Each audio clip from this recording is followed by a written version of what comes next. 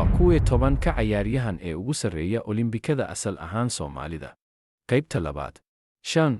Maxamed Axmed Suleymaan waxa uu ku guulaystay bilad maar ah tartanka 1500 oo mitir oo uu kula guulaystay kooxda Qatar ee Barcelona 1992.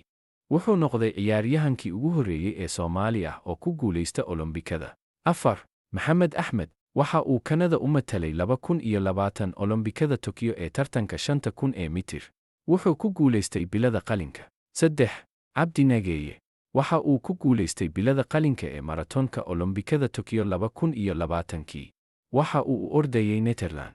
Waxa uu sidoo kale ahaa ku guulaysta maratonka magaalada New York ee 2024. Waa orodyahankii labaad ee Yurub ah ee tan gaara. Sidoo kale waa Yurubigii labaad ee abid ku guulaysta maratonka adduunka. 2.